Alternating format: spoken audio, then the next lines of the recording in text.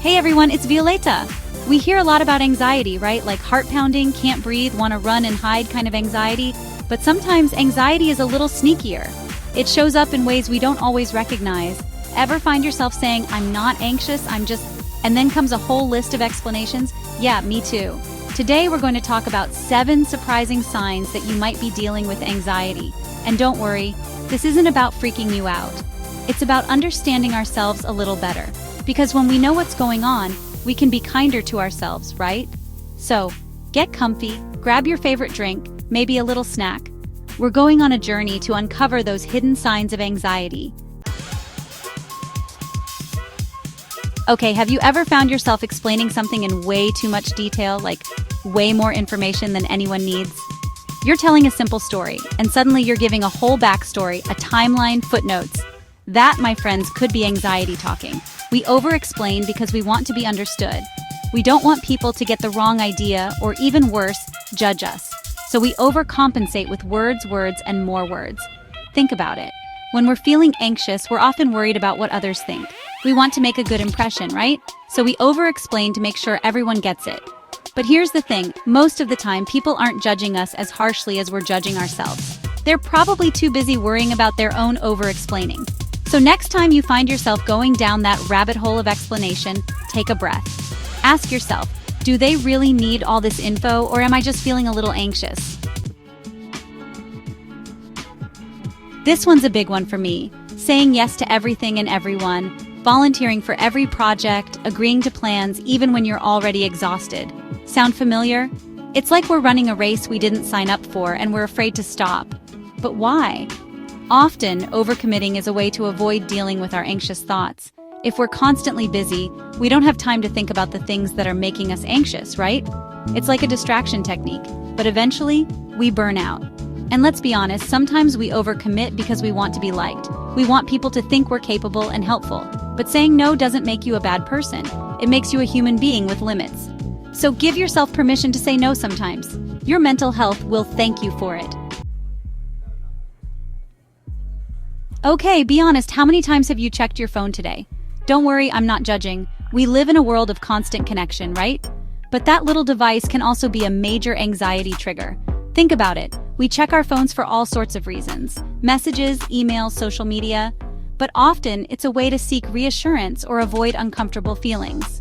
We get a little dopamine hit every time we see a notification, and that can be addictive. But what are we really looking for? Validation? Distraction? Next time you reach for your phone, take a moment to check in with yourself. Are you feeling anxious, bored, lonely? Understanding the why behind the phone checking can help us break the cycle. Chapter 4. Replaying conversations, and the award for Best Overthinker goes to... This one's a classic sign of anxiety.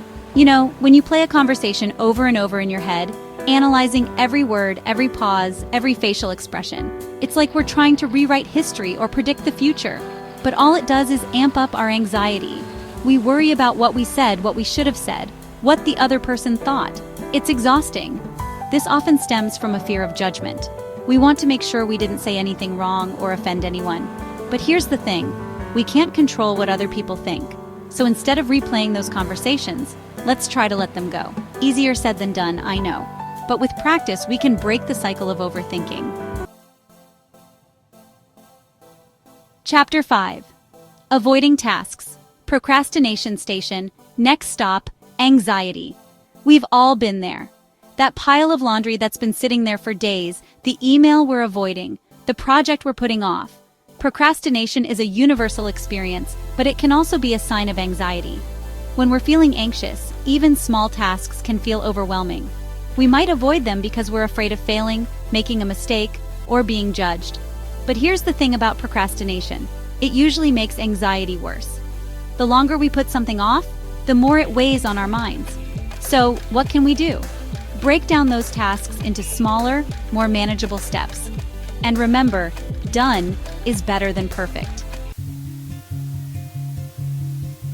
Chapter 6. Needing background noise. Silence. No thanks, my anxiety hates it. Do you need to have the TV on even when you're not watching? Music playing constantly? A fan whirring in the background? You're not alone. Many people with anxiety find comfort in background noise. Why? Well, silence can be deafening when you're struggling with anxious thoughts. It's like our brains go into overdrive when there's nothing to distract them. Background noise can provide a sense of comfort and security. It can help drown out those racing thoughts and make us feel less alone. So if you find yourself reaching for the remote every time there's a moment of quiet, don't worry. It might just be your anxiety trying to find a little peace. Chapter 7. Smiling, laughing when uncomfortable. My happy face is my anxiety mask. Ever find yourself smiling or laughing in awkward or uncomfortable situations? Like when someone says something embarrassing and you plaster on a big grin, even though you want to crawl under a rock? Yeah, me too. It's a common coping mechanism for anxiety. When we're feeling anxious, we might smile or laugh to mask our discomfort and appear more at ease. It's like we're trying to tell everyone, I'm fine, everything's cool. But deep down, we're feeling anything but. There's nothing wrong with trying to lighten the mood, but it's important to acknowledge our true feelings. It's okay to not be okay all the time. So, next time you find yourself forcing a smile, check in with yourself. What are you really feeling? Outro, you're not alone. So there you have it, 7 surprising signs of anxiety. Who knew, right? But remember, if any of these resonated with you, you are not alone. Anxiety is incredibly common. And here's the good news, there are things you can do about it. Talking to a therapist, practicing mindfulness, or just being kinder to yourself can make a world of difference. And hey, if you learned something new today, be sure to share this video with your friends. You never know who might be struggling in silence. Take care of yourselves, everyone.